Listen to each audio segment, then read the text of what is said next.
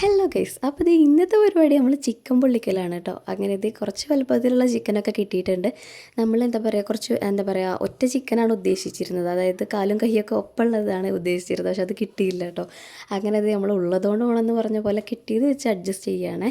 അങ്ങനെ ഇത് ചുവന്ന മുളകും അതേപോലെ അതിലോട്ട് മല്ലിച്ചപ്പും നാരങ്ങയും വെളുത്തുള്ളി, ഇഞ്ചി, ഒരു കുഞ്ഞു തക്കാളി പൊട്ടു കേട്ടോ. പിന്നെ അതിലോട്ട് മുളക് പൊടിയും ഉപ്പും പാകത്തിനിട്ട് കൊടുക്കുക.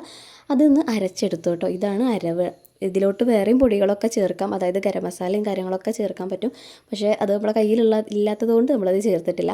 സോ നമ്മളിത് ആദ്യം തന്നെ ഇതിട്ടല്ലോ പപ്പടക്കൂല, അതുകൊണ്ട് കുറേ കുത്തി നോക്കിയിട്ടു. പക്ഷെ അത് നടക്കാത്തതുകൊണ്ട് നമ്മൾ കത്തി കൊണ്ട് തന്നെ വരഞ്ഞു കൊടുത്തു കേട്ടോ.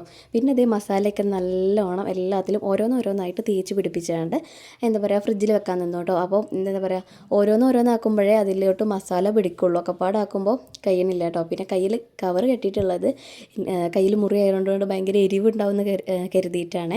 പിന്നെ ഇത് നമ്മളൊരു 4 മണിക്കൂർ എങ്ങാണ്ട് ഫ്രിഡ്ജിൽ വെച്ചിട്ട് പിന്നെ രാത്രിയാണ് കേട്ടോ ഈ സാധനം ഉണ്ടാക്കുന്നത്.